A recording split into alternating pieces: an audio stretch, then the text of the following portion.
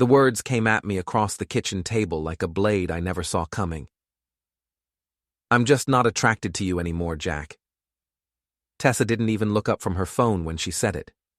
Just sat there in her expensive blazer, scrolling through whatever the hell was more important than our 18-year marriage, and dropped that bomb like she was commenting on the weather.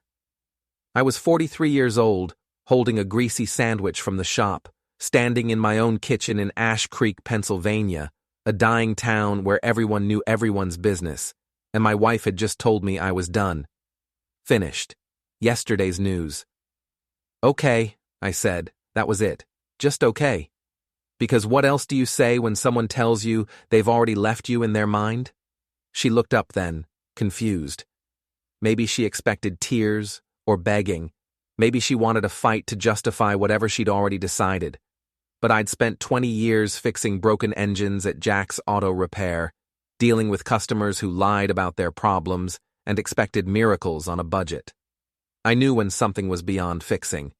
I took my sandwich to the garage and ate it there, tasting nothing. That was 3 weeks ago. 3 weeks of sleeping in separate rooms, of Tessa coming home later and later, of our daughter Maddie looking at me like I was some pathetic creature she couldn't wait to escape. 3 weeks of playing the fool while my gut told me there was more to this story. I was right. It was a Tuesday night when I found the messages. Tessa had left her laptop open on the dining room table. Careless, or maybe she wanted me to find it. The screen glowed in the dark house, and I saw her email open to a conversation thread that made my hands shake. Can't wait to see you tomorrow. Last night was incredible. I love you so much, baby. The sender, Ryan Kellerman, real estate agent. 35, gym body, perfect teeth. I knew him. Everyone in Ash Creek knew him. He'd tried to sell me investment properties twice, all smiles and firm handshakes and that cologne that probably cost more than my monthly mortgage. I scrolled through months of messages, hotel receipts, photos I couldn't look at for more than a second, plans for a future that didn't include me, references to when we finally tell him and he'll never see it coming. They were right about that last part. I sat there in the dark for 2 hours, reading every word, memorizing every detail. The affair had been going on for 7 months. 7 months of lies, of Tessa kissing me goodbye in the morning and then kissing him by afternoon.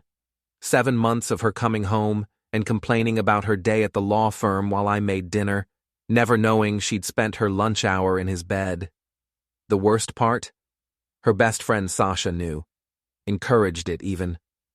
The messages showed Sasha pushing Tessa toward Ryan, telling her she deserved to be happy, that I was holding her back from her potential.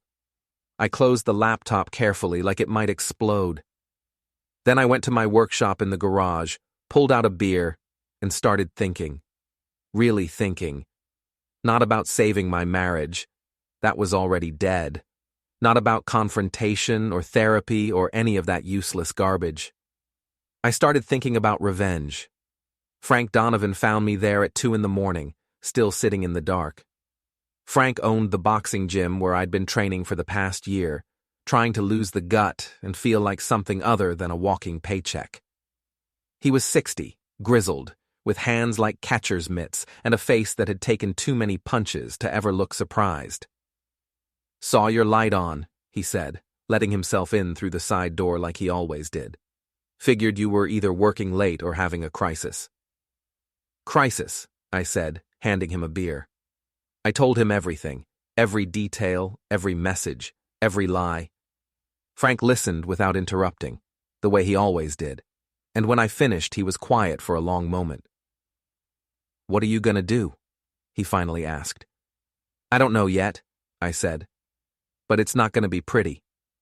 Frank nodded slowly. "You want my advice?" "Always. Don't do anything stupid. Don't hit him, don't threaten her, don't give them any ammunition to make you the bad guy." He leaned forward, his eyes hard. "But if you're gonna make them pay, make it hurt where it counts. Their reputation, their money, their pride. Make them feel what you're feeling right now." "How?" Frank smiled, and it wasn't a nice smile. "You're a smart guy, Jack. You'll figure it out. And when you need help, I'm here. That conversation changed everything. The next morning, I woke up different. Tessa came downstairs in her lawyer clothes, perfectly styled, and I smiled at her. "Coffee's ready," I said cheerfully. She stopped, suspicious. "Thanks." "Have a good day at work," I said, kissing her cheek like nothing had changed. Her confusion was beautiful. I spent that day at the shop working on cars and planning. Mrs. Brandt, our elderly neighbor who knew every piece of gossip in Ash Creek, came by around noon with a casserole she claimed was too much for her to eat alone. Mrs. Brandt had been bringing me casseroles since my mother died 10 years ago, and I'd learned she was better than the internet for information. "How's Tessa doing?" she asked, too casual. "Busy with work," I said. "You know how it is." Mrs. Brandt adjusted her glasses. "I saw her having lunch with that Kellerman boy last week, at that fancy wine bar downtown. Looked very cozy." "Did it?" I kept my voice neutral. "Very." She patted my hand. "You're a good man, Jack. Too good for some people, maybe." After she left, I made a list. Everything I knew, everything I needed to know, everyone who might help me, intentionally or not. Mrs. Brandt was now on that list, whether she knew it or not. That night, I followed them. Tessa said she had a late meeting. She left at 7, and I gave her a 10-minute head start before following in my old pickup. She drove straight to Ryan's condo on the river, the expensive one with the private parking and the view of the water. I parked a block away and walked back, keeping to the shadows. The building had security, but the parking garage didn't. I found Ryan's car easily, a black BMW with vanity plates that read, "Sold out, subtle." I'd brought supplies, sugar for the gas tank, a key for the paint, nothing that couldn't be explained as random vandalism, but enough to make a point. I was halfway through keying "homewrecker" into the driver's side door when I heard voices. Tessa and Ryan walking toward the car, laughing about something. I ducked behind a concrete pillar and watched. "I can't believe he doesn't suspect anything," Tessa was saying. "He's so oblivious." "That's because he's a simple guy," Ryan said, unlocking the car. "Doesn't think past his next oil change." They both laughed. That sound, Tessa's laugh, the one I used to love, cut deeper than any insult. Ryan saw the damage first. "What the hell?" "Oh my God," Tessa gasped. "Who would—" I hit the panic button on Ryan's key fob. I'd palmed it from his jacket pocket when they weren't looking during a chance encounter last week, made a copy, returned it. The car alarm screamed through the garage, echoing off concrete walls. They scrambled to shut it off while I slipped away into the night, my heart pounding with something that felt almost like joy. When I got home, I had a text from an unknown number. "I saw you at the garage. We need to talk." I stared at that message for a long time, then deleted it and went to bed. Let them wonder. Let them worry. The game had just begun. The next 2 weeks were a master class in psychological warfare. I became the perfect husband, attentive, cheerful, completely unbothered by Tessa's increasing distance. I made her favorite meals, asked about her day, never once mentioned the late nights or the new perfume or the way she flinched when I touched her. It drove her crazy. "Are you feeling okay?" she asked one morning, watching me make pancakes. "Never better," I said, flipping them with a smile. "Why?" "You're just different." Different how? She couldn't articulate it, and that was the point. I'd taken away her narrative. She couldn't paint me as the neglectful husband or the angry ex when I was being nothing but kind. It threw off her entire game plan. Meanwhile, I was gathering information. I hired a private investigator, a guy Frank knew who owed him a favor. Nothing illegal, just documentation. Photos, timelines, financial records. I wanted evidence of everything, just in case. I also started making friends with Tessa's co-workers. The law firm where she worked, Garrison and Associates, had a happy hour every Thursday at O'Malley's bar downtown. I'd never attended before, but suddenly I was a regular, buying rounds, and making conversation with the paralegals and junior partners who barely knew I existed. That's where I learned about Ms. Garrison's strict policy on workplace relationships. That's where I heard about the partner who'd been fired last year for an affair with an associate. That's where I discovered that Tessa had been covering for another lawyer's indiscretions, keeping secrets that could cost her career if they came to light. Information is power, and I was becoming very powerful. The anonymous texts kept coming. "Stop what you're doing. Leave them alone. You'll regret this." I ignored them all. Whoever was sending them didn't have the guts to confront me directly, which meant they didn't have any real leverage. Then came the school event. Maddie, our 17-year-old daughter, had a college prep presentation at Ash Creek High. Parents were invited. I showed up in my cleanest jeans and a button-down shirt, ready to be supportive. Tessa arrived with Ryan. She introduced him as a family friend helping with college planning. The other parents smiled and nodded, but I saw the looks they exchanged. This was a small town. People knew. I sat alone in the back row while Tessa and Ryan sat together near the front, whispering and laughing. Maddie's presentation was about her plans to study law, following in her mother's footsteps. She thanked Tessa effusively, mentioned Ryan's helpful advice, and didn't acknowledge me once.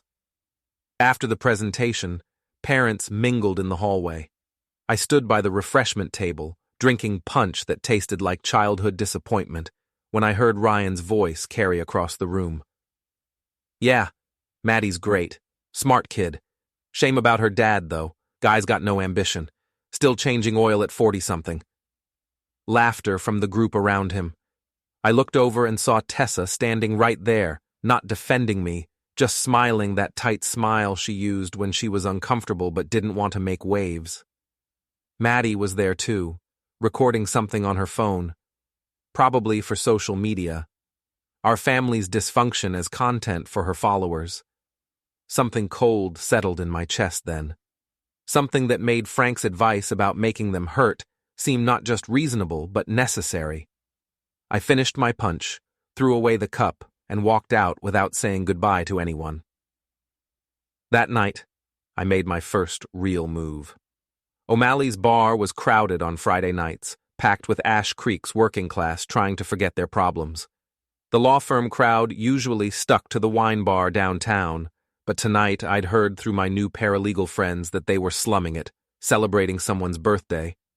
I walked in at 9, dressed in my work clothes, looking exactly like what I was, a mechanic who'd just finished a long week. I spotted Tessa immediately, holding court at a corner table with Ryan, Sasha, and half a dozen other lawyers and real estate people, the beautiful people of Ash Creek, slumming it with the locals. I walked straight to the bar and ordered a beer. Then another. I wasn't drunk, I needed to be sharp, but I wanted to look like I might be. At 10:30, the bar had karaoke. Terrible, drunken karaoke that everyone tolerated, because O'Malley's was the only bar in town with decent prices. I watched 3 people butcher classic rock songs, and then I signed up. Jack Murphy? The DJ looked surprised when I climbed on stage. "That's me," I said, taking the microphone. "What are you singing?" "Nothing," I said. "I just want to talk for a minute." The bar quieted down, curious. In the corner, I saw Tessa's face go pale. "Hey, everyone," I said into the mic. "Sorry to interrupt the music, but I wanted to share something. See, I've been thinking a lot lately about love, about marriage, about what it means to be faithful." Someone in the crowd whooped, thinking this was going somewhere funny.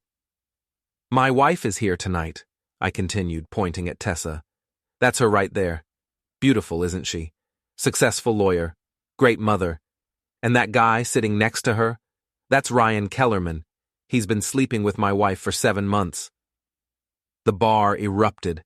Gasps, shouts, someone dropped a glass. Tessa stood up, her face red with fury and humiliation. Ryan looked like he wanted to disappear.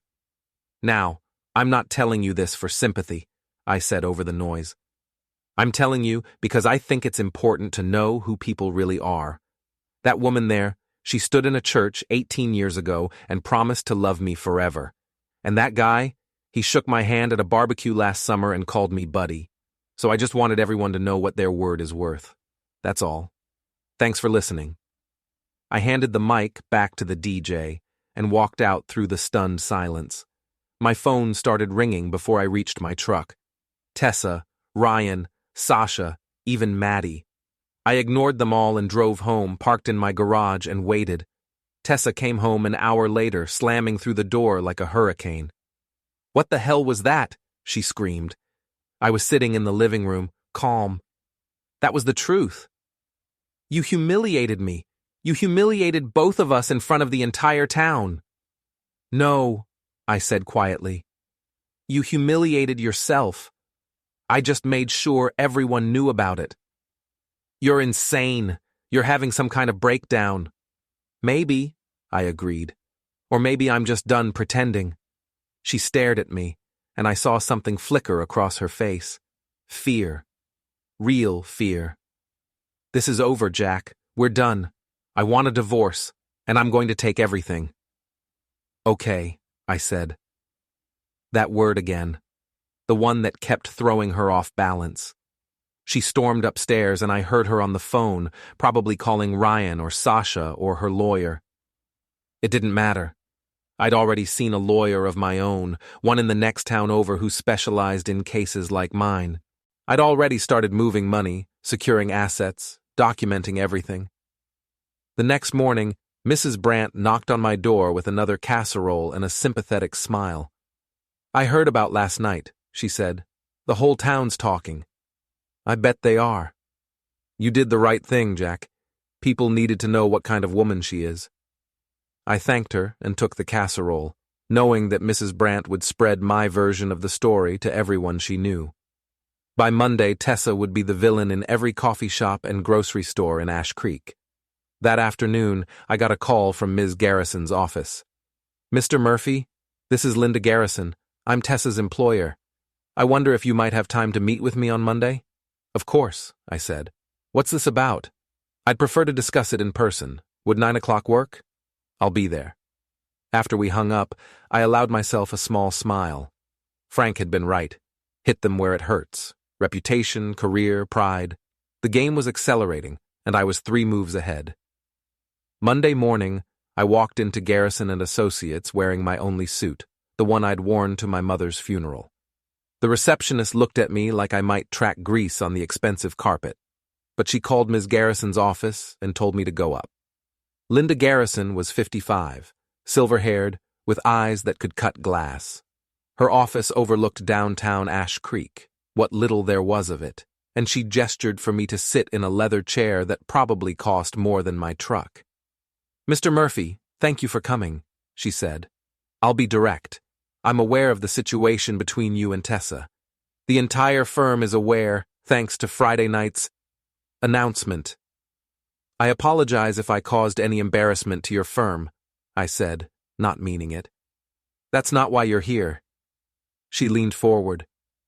"I'm concerned about some financial irregularities I've discovered in Tessa's case files. Irregularities that seem to coincide with her relationship with Mr. Kellerman." I kept my face neutral. "What kind of irregularities?" "The kind that suggests she may have been sharing confidential client information with him. Real estate information that he then used to his advantage in several deals." This was better than I'd hoped. I'd suspected something like this. Ryan's sudden success in the past 6 months had been too convenient, but I hadn't had proof. "I see," I said carefully. "I'm conducting an internal investigation," Ms. Garrison continued. "I wanted to speak with you first, as a courtesy. If this becomes public, it will affect you and your daughter as well." "I appreciate that," I said. "But Ms. Garrison, if Tessa broke the law, she should face the consequences. I won't protect her from that." She studied me for a long moment. "You're not what I expected, Mr. Murphy." "No one ever expects the mechanic to be smart," I said, standing. "Thank you for your time." As I left her office, I passed Tessa in the hallway. She looked exhausted, her perfect makeup not quite hiding the circles under her eyes. "What are you doing here?" she demanded. "Just having a conversation," I said pleasantly. "Have a good day, Tessa." The look on her face was worth everything. That week, I executed the next phase of my plan. I'd been paying all our bills from the joint account: mortgage, utilities, Maddie's car insurance, everything. On Wednesday, I opened a new account at a different bank and had my paychecks deposited there. Then I transferred exactly half of the joint account balance to my new account and closed my access to the old one. Legally, it was my right. Morally, it was war. Tessa called me Thursday night, furious. "The mortgage payment bounced, the credit cards are declined. What did you do?" "I took my money out of our joint account," I said. "You're welcome to use your money for the bills. You do still have your own money, right?" Silence on the other end. Then, "You bastard. The bills are due on the 1st of the month. That gives you a week to figure it out. I'm sure Ryan can help." She hung up on me. Friday morning, Maddie came to the shop. She walked in like she owned the place, her phone in her hand, recording. "Dad, we need to talk about your behavior," she announced, loud enough for my employees to hear. I was under a Honda Civic, but I rolled out and stood up, wiping my hands on a rag. "Okay, let's talk in my office." "No, right here is fine. I want people to know what kind of person you are." She was 17, self-righteous, and completely convinced she understood the world. I'd been like that once, before life taught me better. "I'm not doing this here, Maddie. Either we talk in private, or you leave. You're trying to ruin Mom's life. You humiliated her in public. You're messing with her money, and now she might lose her job because of you. Is that what she told you? Everyone knows it. You're obsessed with revenge because she finally got happy with someone else."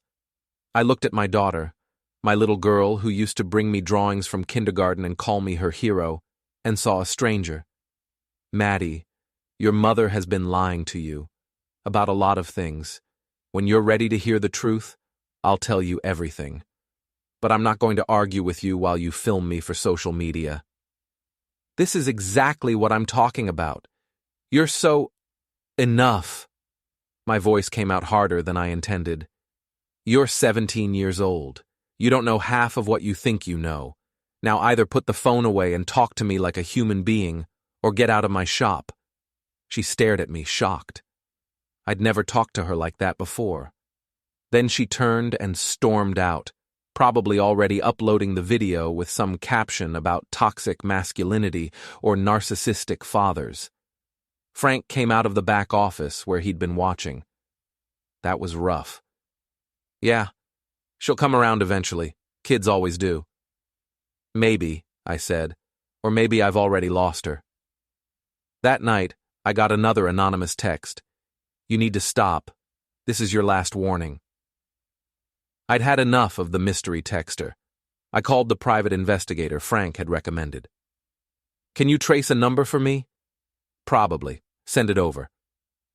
I forwarded the texts, and 2 hours later, he called back. "It's a burner phone, but I tracked where it was purchased. Gas station on Route 9. I pulled security footage." He paused. "You're not gonna like this. Tell me." "It was purchased by Sasha Hendricks, your wife's best friend." I sat with that information for a while. Sasha had been warning me off, threatening me, trying to protect Tessa and Ryan. But why? What was her stake in this? I called Mrs. Brandt. "Do you remember Sasha Hendricks? She used to work for me about 5 years ago." "Oh, yes," Mrs. Brandt said. "Such a troubled girl. Didn't you have to fire her for stealing?" "I did. She took about $3,000 from the shop account over 6 months. I didn't press charges, just let her go." "Very generous of you." "Maybe too generous," I said.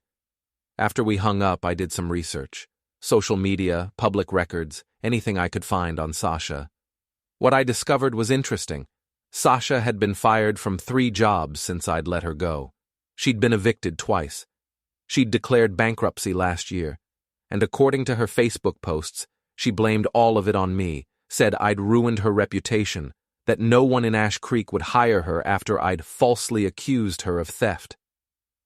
She'd been nursing a grudge for 5 years, and when the opportunity came to destroy my marriage, she'd taken it. The pieces were falling into place. I called Tessa. "We need to talk, just you and me. I have nothing to say to you. It's about Sasha." Silence. Then, "What about her?" "Meet me tomorrow at the diner on Route 9. Noon. Come alone." "Why would I?" "Because if you don't, I'm going to the police with information about the client data you've been sharing with Ryan." "Your choice." She hung up, but I knew she'd come. The next day, I got to the diner early and took a booth in the back. Tessa arrived exactly at noon, looking nervous. "What do you want?" she demanded, sliding into the booth across from me. "I want you to know the truth about your best friend." I laid it all out. The texts, the theft from 5 years ago, Sasha's grudge against me, her social media posts about revenge. I showed her screenshots, documentation, everything. "Sasha set this whole thing up," I said. "She pushed you toward Ryan, encouraged the affair, probably even helped arrange your meetings. She wanted to destroy our marriage to get back at me." Tessa's face went through several emotions: disbelief, anger, realization. "That's insane," she said, but her voice was uncertain. "Is it? Think about it. When did she start really pushing you to leave me? Right after Ryan showed interest, right? And who kept telling you that you deserved better, that I was holding you back? She was being a good friend. She was manipulating you. And you let her, because it was easier than admitting you were bored with your life and looking for an excuse to blow it up." Tessa's eyes filled with tears. "You don't understand. You never understood what it was like, being married to someone with no ambition, no drive." "I understood perfectly. I just didn't care about the same things you did. I was happy with our life. You weren't. That's fine. But you should have been honest instead of sneaking around and letting Sasha use you as a weapon against me." She wiped her eyes. "So what now? You've ruined my reputation. You're trying to get me fired. You've turned our daughter against me. Maddie turned herself against you when she saw who you really are, and I didn't get you fired. You did that by breaking the law." "I didn't." "Yes, you did, and Ms. Garrison knows it. So here's what's going to happen. You're going to divorce me quietly. You're going to take your half of everything and walk away. You're not going to fight for more, and you're not going to try to turn Maddie against me any further. In exchange, I won't testify against you in whatever legal proceedings come from the client information leak. That's blackmail. That's survival. Your choice." She stared at me like she'd never seen me before. "What happened to you, Jack? You used to be kind." "I'm still kind," I said. "Just not to people who betray me." I left money for the coffee on the table and walked out. That night, Ryan Kellerman showed up at my shop. Ryan's BMW pulled into the parking lot at 7 p.m., right as I was closing up. He got out looking like he'd dressed for a confrontation. Tight t-shirt showing off his gym muscles, designer jeans, that aggressive walk that guys like him practice in the mirror. I was alone. My employees had gone home an hour ago. Frank was at the gym. It was just me and Ryan in the gathering darkness. "We need to talk," Ryan said, walking right up to me. "So talk." "You need to back off. This thing with Tessa, it's between you and her. Leave me out of it." I laughed. "You're literally the guy sleeping with my wife. How am I supposed to leave you out of it?" "That's different. Tessa and we're in love. We didn't mean for it to happen, but—" "Stop." I held up a hand. "Don't give me that romance novel garbage. You saw a married woman, you wanted her, and you took her. Own it. At least be honest about what you are." His jaw tightened. "You're making this harder than it needs to be. Tessa wants a divorce. Give it to her and move on." "I'm giving her a divorce, but I'm not making it easy, and I'm not letting either of you walk away without consequences." "Consequences?" Ryan stepped closer, trying to use his height to intimidate me. He was maybe 2 inches taller, 20 pounds heavier, all of it muscle from his expensive gym membership. "What are you gonna do, Jack? You're a mechanic. I'm a successful businessman. You think you can hurt me?" I smiled. "I already have. Your reputation in this town is shot. Everyone knows you're a homewrecker. How many clients you think you're gonna keep when word gets around that you can't be trusted? That's just small-town gossip. It'll blow over." "Will it?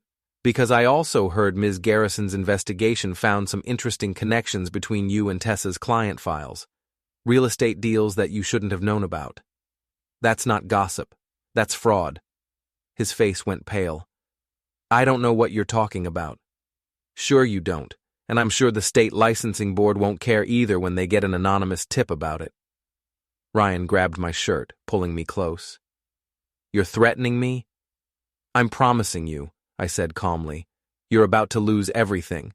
Your business, your reputation, maybe your freedom, and there's nothing you can do to stop it." He shoved me back against my truck, hard enough to hurt. "You think you're so smart. You think you've got this all figured out, but you're just a bitter old man who couldn't keep his wife happy." Something snapped inside me then, not into rage, into cold, calculated fury. I grabbed his wrist, twisted it using a move Frank had taught me in the boxing gym, and slammed him face first against the hood of his BMW. He struggled, but I had leverage and surprise and 20 years of physical labor making me stronger than I looked.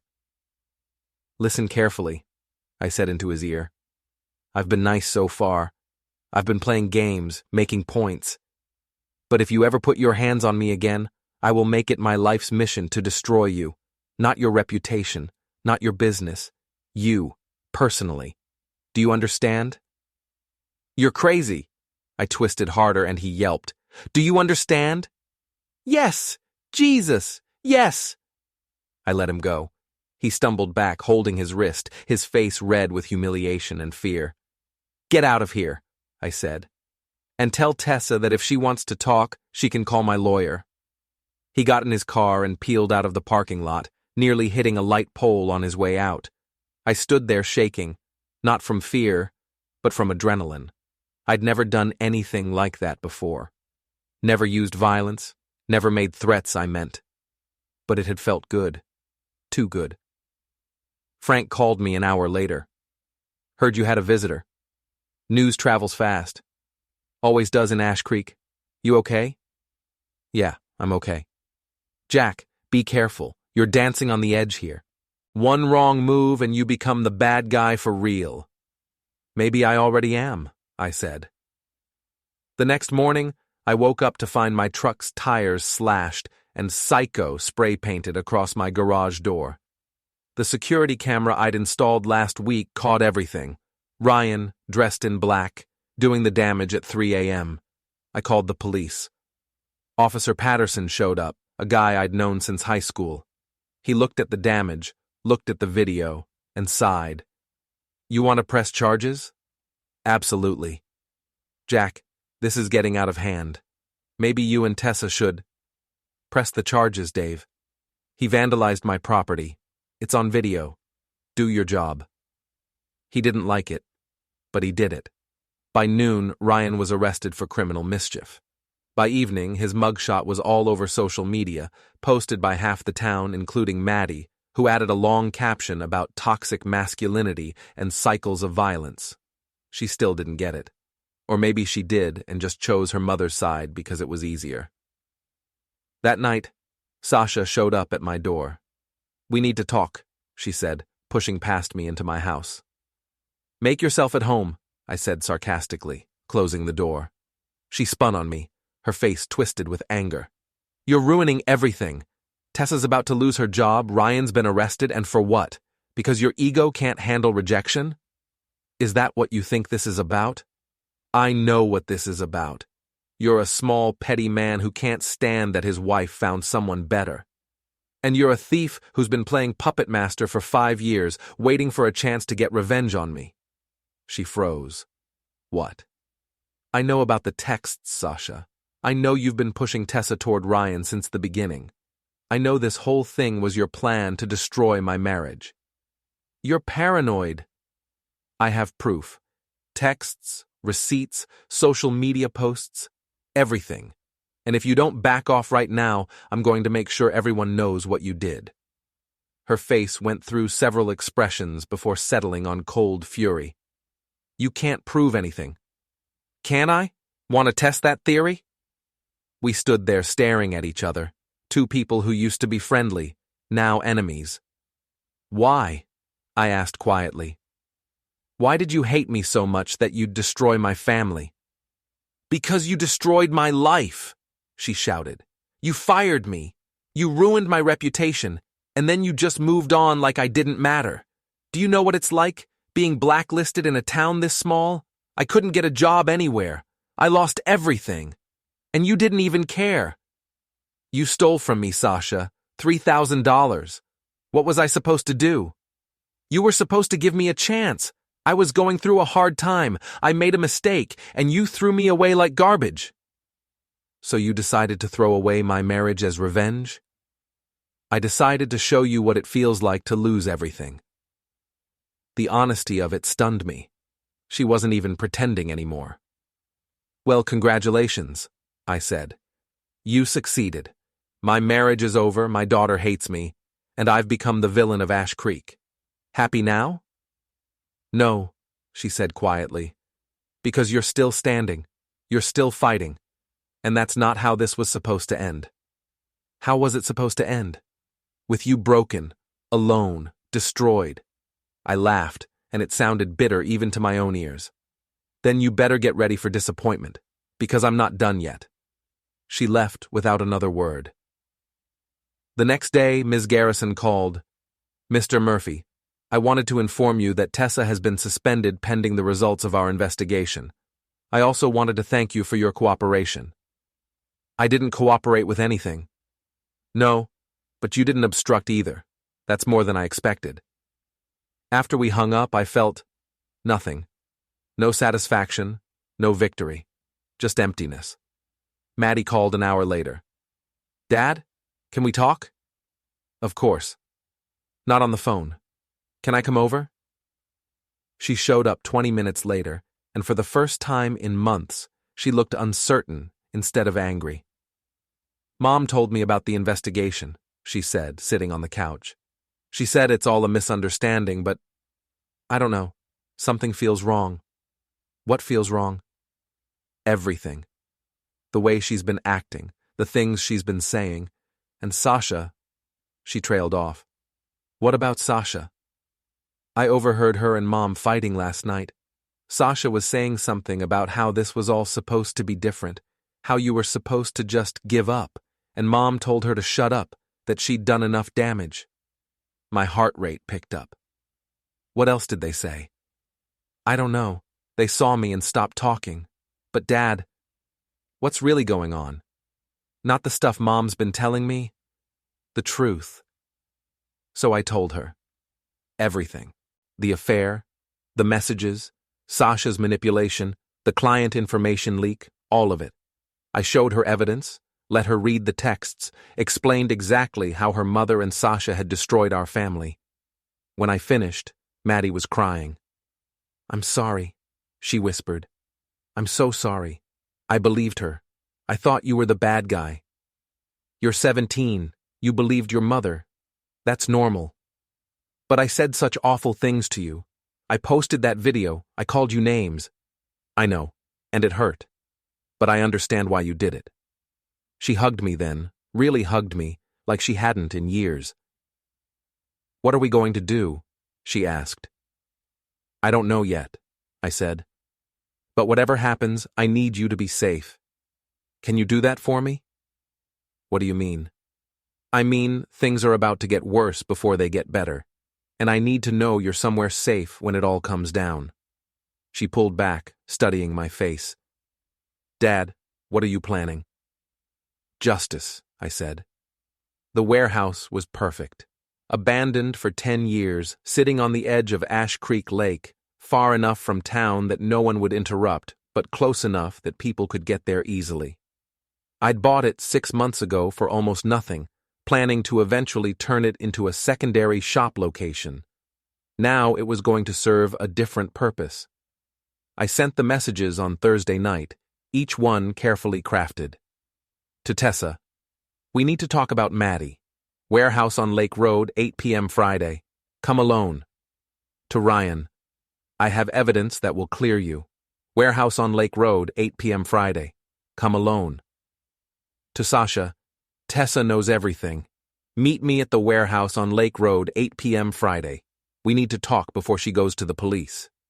I didn't know if they'd all show up. I didn't know if any of them would. But I'd set the stage, and now I had to wait. Friday at 7 p.m., I arrived at the warehouse and set up. I'd brought lights, a camera, and my laptop connected to a mobile hotspot. Frank had helped me set up a live stream to the Ash Creek Community Facebook page, a page with over 5,000 members, basically everyone in town and the surrounding area. You sure about this? Frank asked, testing the camera angle. No, I admitted, but I'm doing it anyway. Once you start that stream, there's no taking it back. I know. Frank gripped my shoulder. Then let's make it count. He left at 7:30, and I waited in the shadows. Tessa arrived first, at 7:55. She walked into the warehouse cautiously, looking around. Jack, are you here? I stepped into the light. I'm here. Where's Maddie? Safe. This isn't about her. Then what? Ryan walked in then, stopping short when he saw Tessa. What is this? It's a conversation, I said. Sasha arrived last at exactly 8 p.m. When she saw all of us together, her face went white. Jack, what are you doing?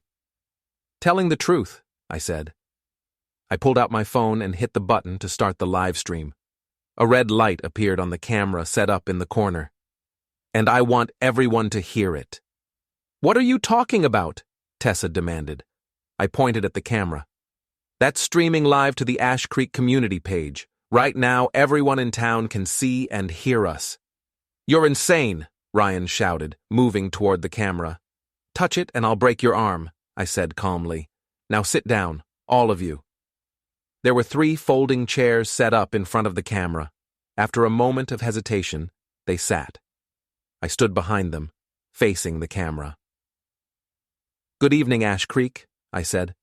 My name is Jack Murphy, and tonight I'm going to tell you a story about betrayal, manipulation, and revenge. Some of you already know parts of this story. Tonight, you're going to hear all of it. I started with the affair. I showed screenshots of messages between Tessa and Ryan, read aloud their plans to leave me, their jokes about my ignorance. The view count on the stream was climbing, 500, 800, 1,000. Tessa was crying. Jack, please stop. No, I said. You wanted me to be quiet and go away.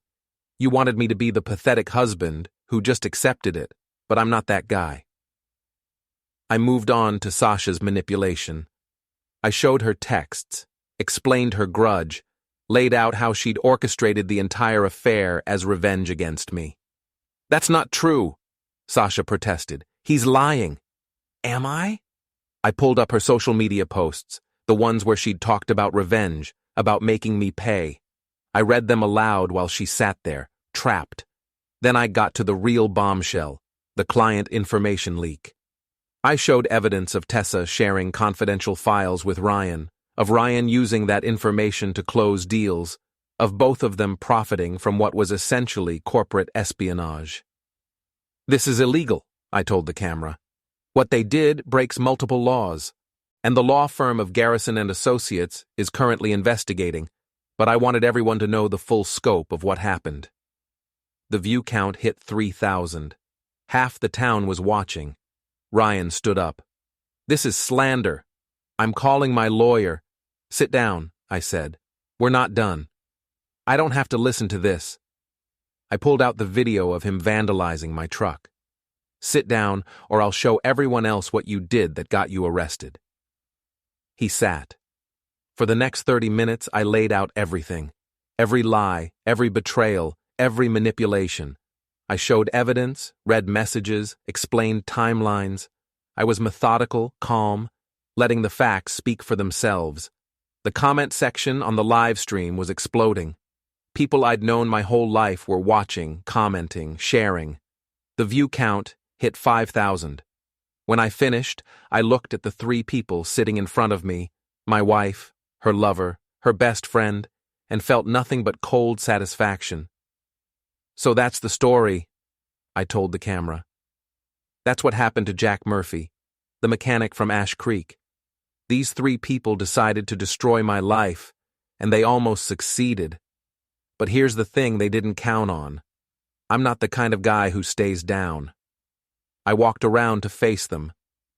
"Tessa, you're going to lose your law license. Ryan, you're going to lose your real estate license. Sasha, you're going to face charges for harassment and conspiracy. And all of you are going to live with the fact that everyone in this town knows exactly who you are." "You've ruined us," Tessa whispered. "No," I said. "You ruined yourselves. I just made sure everyone knew about it." I walked over to Ryan's BMW in the parking lot. He'd parked right out front, arrogant to the end. With the camera still rolling, I picked up a tire iron and smashed his windshield. "That's for the affair," I said. I smashed the driver's side window. "That's for the lies." I smashed the rear window. "And that's for thinking you could get away with it." Ryan ran out screaming, "You psycho! I'm calling the cops." "Go ahead," I said. "They can arrest me for property damage. 60 days, maybe 90. Worth it." I threw his gym bag, the one he'd left in my wife's car, the one I'd found weeks ago, into the lake. Watched it sink. Then I walked back to the camera. "One more thing," I said to the audience. "Some of you are probably thinking I'm the villain here, that I went too far, that I should have just walked away. Maybe you're right. But I want you to understand something. I gave 18 years of my life to a woman who threw it away like garbage. I worked 60-hour weeks to support a family that didn't respect me. I played by all the rules, and it got me nothing but betrayal." I looked directly into the camera. "So yeah, I became the villain, because being the good guy got me nowhere. And you know what? It feels pretty damn good." Behind me, I could hear sirens. Someone had called the police. "That's my cue to end this," I said. "Thanks for watching, Ash Creek. Remember, the last honest man in town was the villain all along." I ended the stream. Officer Patterson arrived with backup, and they arrested me for destruction of property and harassment. As they put me in handcuffs, I saw the 3 of them standing there, Tessa, Ryan, and Sasha, looking broken and defeated. The video had been shared 4,000 times. Everyone they knew had seen it. Everyone in Ash Creek, everyone in the county, probably everyone in the state by morning. I'd destroyed them more thoroughly than they'd ever destroyed me. At the station, they processed me and put me in a holding cell. I'd be arraigned on Monday, probably get a fine and community service for the property damage. Maybe 60 days if the judge was harsh. It didn't matter. Frank showed up an hour later to post bail. "You crazy son of a bitch," he said, grinning. "You actually did it." I did. The video's gone viral, 20,000 views and climbing. News stations are picking it up. Good. We walked out of the station into the cool night air. Across the street, I saw Mrs. Brandt waving at me, giving me a thumbs up. At the corner, a group of guys from the gym were waiting, cheering when they saw me. "You're a hero to half this town," Frank said, "and a villain to the other half. I can live with that." My phone buzzed. A text from Maddie. "I watched the stream. I'm proud of you, Dad. Come home." For the first time in months, I smiled. We drove back to my house, and Maddie was waiting on the porch. She hugged me tight. "Is it over?" she asked. "Yeah," I said. "It's over." The next morning, I woke up to discover that Tessa had moved out during the night. Sasha had deleted all her social media. Ryan's real estate license had been suspended pending investigation. Ms. Garrison called me personally. "Mr. Murphy, I wanted to inform you that Tessa has been terminated from our firm. The evidence you provided was comprehensive. Thank you for letting me know. I also wanted to say, What you did last night was either brilliant or insane. I haven't decided which. Can it be both? She laughed. I suppose it can. Good luck, Mr. Murphy. The local news ran a story about it. Ash Creek Mechanics' revenge goes viral. They interviewed people from town, showed clips from the stream, discussed the ethics of public shaming in the digital age. I didn't do any interviews. I just went back to work. Over the next few weeks, things settled into a new normal. Tessa filed for divorce, and we settled quickly. She took her half and left town. Last I heard, she'd moved to Philadelphia to start over. Ryan's real estate career was finished. He moved away too, though I heard he was working at a car dealership in Scranton. Sasha faced charges for harassment and conspiracy. She took a plea deal, got probation and community service, and also left Ash Creek. Maddie stayed with me. She'd graduate high school in a few months, then head to college. She'd chosen a school 3 hours away, far enough for independence, close enough to visit. The town was divided about me. Some people thought I was a hero who'd stood up for himself. Others thought I was a monster who'd gone too far. Most people just thought I was interesting, which in a town like Ash Creek was almost as good as being liked. Frank and I were at the gym one night, 6 weeks after the warehouse incident, when he asked me the question I'd been avoiding. Do you regret it? I thought about it. Really thought about it. No, I said finally. I don't regret making them face consequences. I don't regret telling the truth. But I regret becoming someone who could do what I did. I regret that it felt good to hurt them. That's the price of revenge, Frank said. You get what you want, but you lose something too. Yeah. So what now? You just go back to fixing cars and living in Ash Creek? For now, I said. Maybe forever. I don't know. You could leave. Start over somewhere new. I could, I agreed. But this is my home. I'm not letting them chase me out of it. 3 months after the warehouse incident, I was closing up the shop when a car pulled in. Expensive, new, with out-of-state plates. A woman got out. Mid-30s, professional looking, carrying a briefcase. Jack Murphy? She asked. That's me. My name is Jennifer Hastings. I'm a literary agent from New York. I wanted to talk to you about your story. My story? The video, the revenge, the whole thing. It's gotten millions of views now. People are fascinated. I think there's a book in it, maybe even a movie. I laughed. You want me to write a book about destroying my marriage? I want you to write a book about standing up for yourself, about refusing to be a victim, about what happens when a good man decides he's had enough. I'm not a good man anymore. Maybe not, she said. But you're an interesting one, and interesting sells. I thought about it, about telling this story to a wider audience, about maybe finally moving past it. I'll think about it, I said. Here's my card. Call me when you decide. She left, and I stood there in my garage, holding a business card that might lead to something new. Or I could throw it away and just be Jack Murphy, mechanic, divorced father, the villain of Ash Creek. Either way, I'd survived. I'd fought back. I'd made them pay. And in the end, that was enough. 6 months after the warehouse incident, on a cold November morning, I got a call from an unknown number. Jack Murphy? Speaking. This is Detective Sarah Chen from the Pennsylvania State Police. We need to talk about Sasha Hendricks. My stomach dropped. What about her? She's been found dead. Apparent suicide. She left a note that mentioned you. We'd like you to come in for questioning. I sat down heavily. When? Today, if possible. I drove to the state police barracks in a daze. They put me in an interview room, and Detective Chen laid out what they knew. Sasha had overdosed on pills 3 days ago.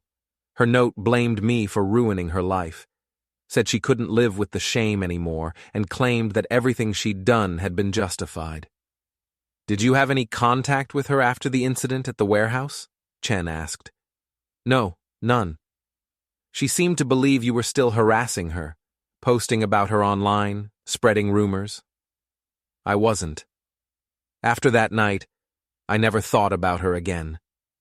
But someone had been posting about her. Screenshots from the interview showed anonymous accounts sharing her criminal record, her bankruptcy, her failures.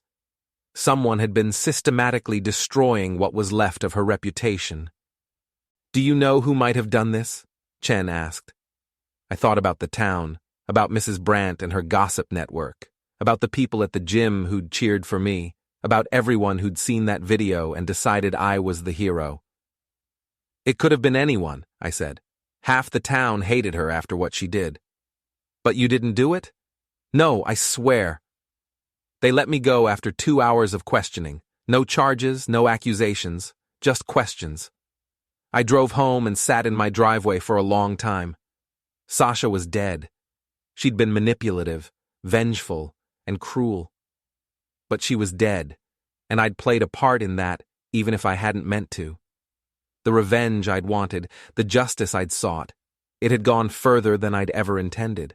I'd wanted them to hurt, to feel shame, to face consequences. I hadn't wanted anyone to die. That night, I almost called Jennifer Hastings and told her there would be no book, that this story didn't have the ending she wanted, that I wasn't a hero or an interesting character. I was just a man who'd let his pain turn him into something dark. But I didn't call. Instead, I went to the warehouse where it had all happened. It was empty now, cold and dark. I stood where the camera had been and imagined that night, the three of them sitting there, trapped by their own choices, while I'd systematically destroyed their lives in front of thousands of people. I'd felt powerful that night, justified, right. Now I just felt tired. Maddie called while I was standing there. "Dad, where are you?" "At the warehouse. I heard about Sasha. Are you okay?" "I don't know. Come home, please." I went home. Maddie made dinner and we ate in silence. She didn't ask questions, didn't push, just stayed close, like she knew I needed someone there. The next day, I went to Sasha's funeral. It was small. Her family had mostly disowned her, and she'd burned too many bridges in Ash Creek. Maybe 15 people showed up. I stood in the back, and when it was over, her mother approached me. "You're Jack Murphy," she said. Not a question. "Yes, ma'am." "My daughter hated you." "I know. She blamed you for everything that went wrong in her life, even things that happened before she knew you. I'm sorry for your loss." "Are you?" She studied my face. "Are you really sorry?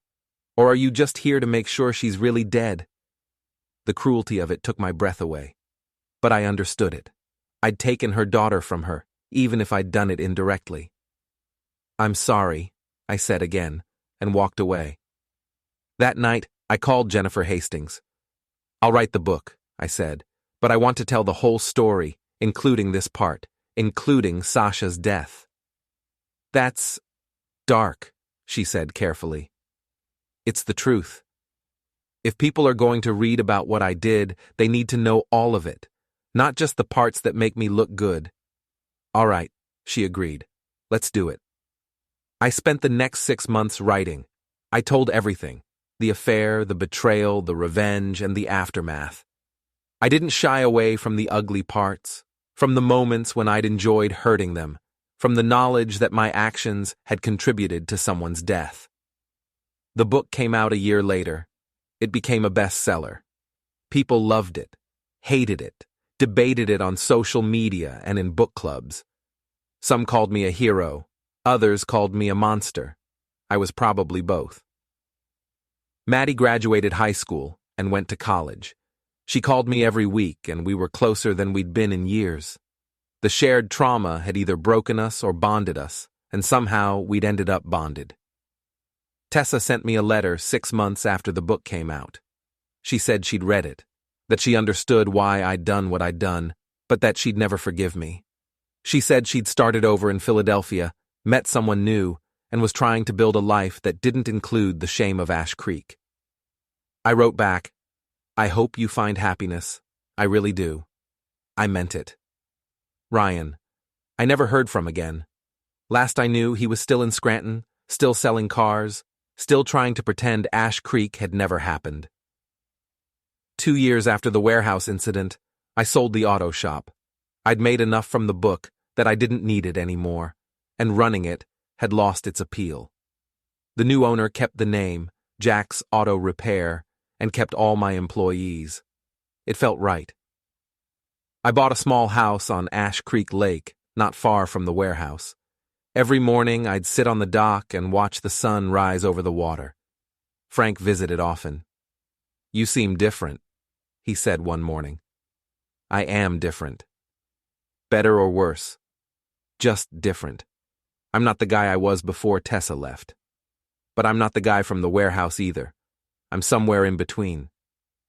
"And you're okay with that?" "I'm learning to be." The town eventually moved on. New scandals, new dramas, new people to gossip about. I became just another resident of Ash Creek. The guy who wrote that book, the mechanic who used to run the shop, the man who'd had that messy divorce. I dated occasionally, but nothing serious.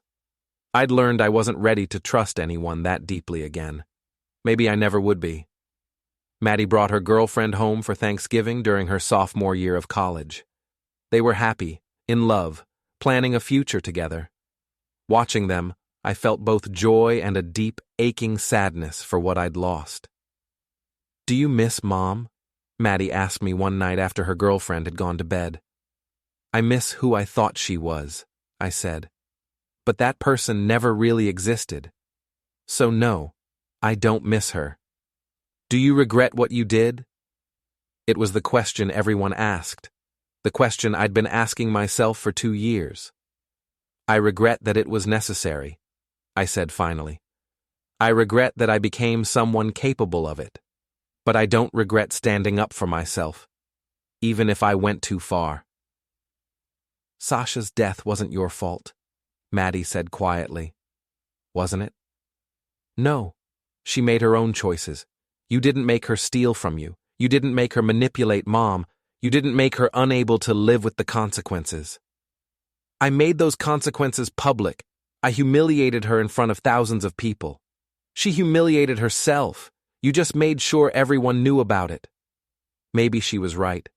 Maybe I'd spend the rest of my life trying to figure out where my responsibility ended and theirs began. 3 years after the warehouse incident, on a warm spring morning, I was sitting on my dock when a car pulled up. A young woman got out, maybe 25, carrying a notebook. "Mr. Murphy, I'm writing my thesis on public shaming in the digital age. Your case is one of my primary examples. Would you be willing to answer some questions?" "What kind of questions?" "About whether you think what you did was justice or revenge, about the ethics of using social media as a weapon, about whether you'd do it again." I thought about it, about that night in the warehouse, about the stream, about the look on their faces when they realized what I'd done. "Would I do it again?" I repeated. "No, because I'm not that person anymore. But would I change what I did?" Also, no, because it made me who I am now. "That's not really an answer," she said.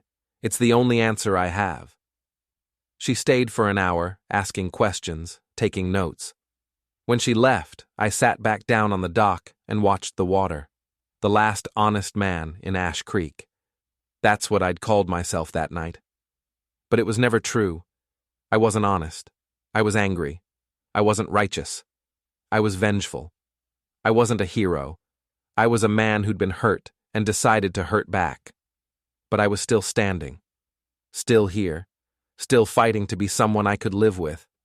And in the end, maybe that was enough.